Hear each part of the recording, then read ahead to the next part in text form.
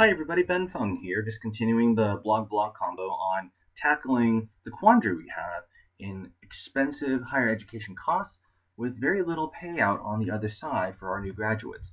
So this is going to be a segment, kind of a video PowerPoint segment on improving the compensation. So right now our current problem is this. Compensation for the most part improves with seniority. We have a lot of businesses, especially the larger ones, they reward time.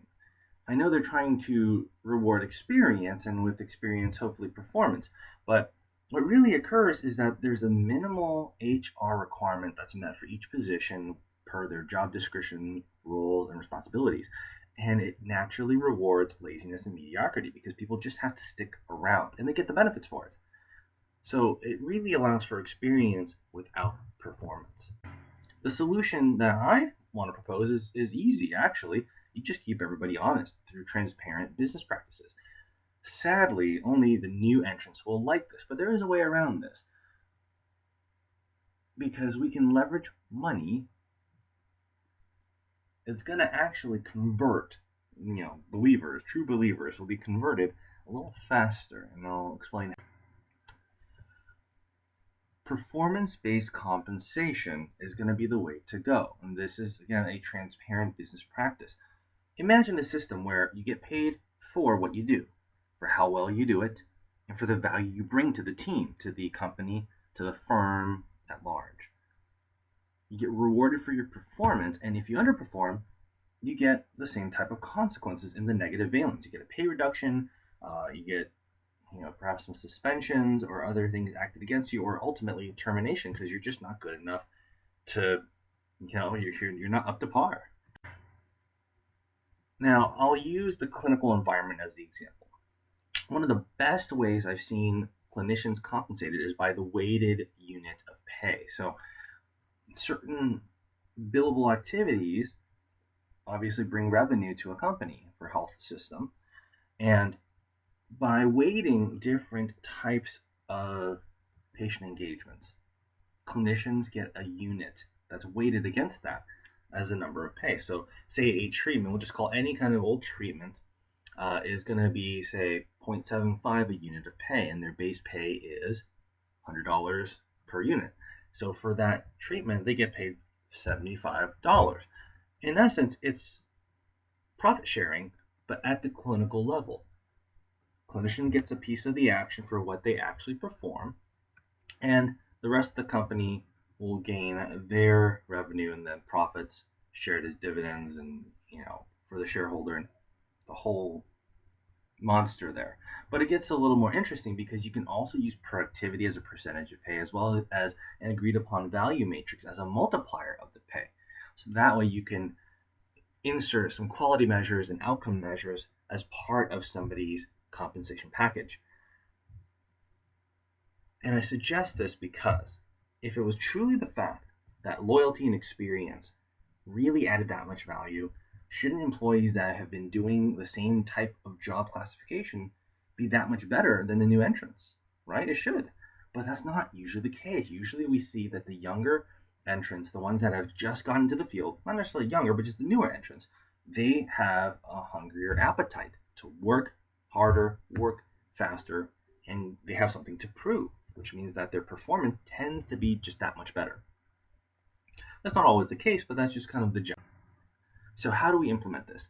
I am not suggesting that we just take the current pay grades that people have earned and trash them. But what I am suggesting is that the savvy firms out there, they realize that there is a great opportunity for attracting human capital. And so by offering competitive, fair, transparent compensation models based on performance, new entrants are going to start flooding that area and start gathering at those firms. Now, why should they, right? I mean, why be transparent? Why give away hints of their margins?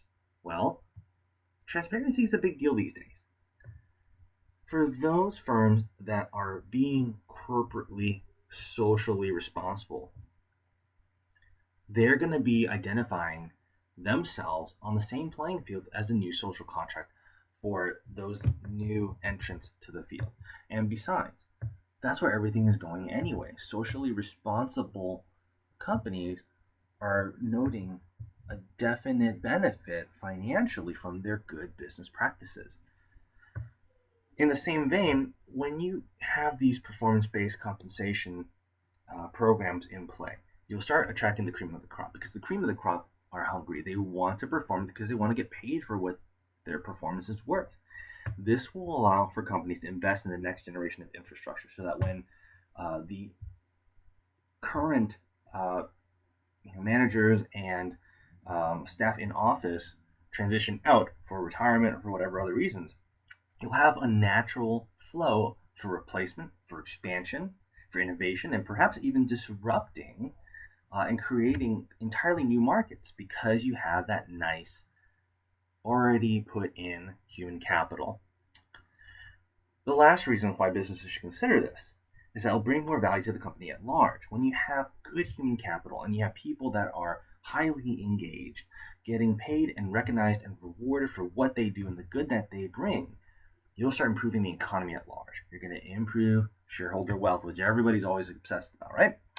And you'll also improve society's welfare at large, both on the economic finance level and just general intangibles. The key here is transitioning fast, right? Times are changing fast, and if companies don't follow suit, several things may happen to them or all. They'll fall behind on human capital. Sure, they might have great margins now, but pretty soon they're not going to have the right people in play.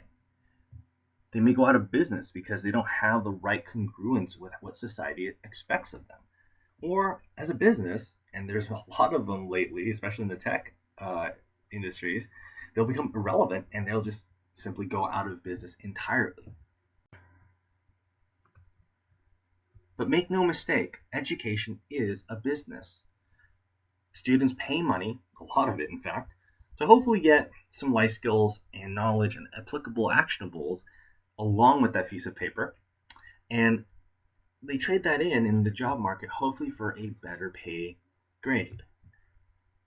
Well, the higher educational firms that will partner quickly with the other firms out there that are taking their new grads, if they can create a system based on this compensation model, they will win and they will win big.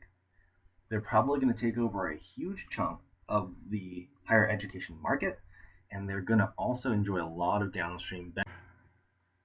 So the rule of the day, at least as it stands, is transparency first. Right? Business is all about responsibility these days, transparency and fairness. You revolve that at the core of making money and keeping it, being profitable. But what would be more fair than being compensated for what you contribute? I think this is your solution. So let me know what you think. Thank you for visiting the blog and sharing in my thoughts for this PowerPoint version of the vlog. And I will see you on Twitter, Facebook, and the rest of the digital world. All right, talk soon.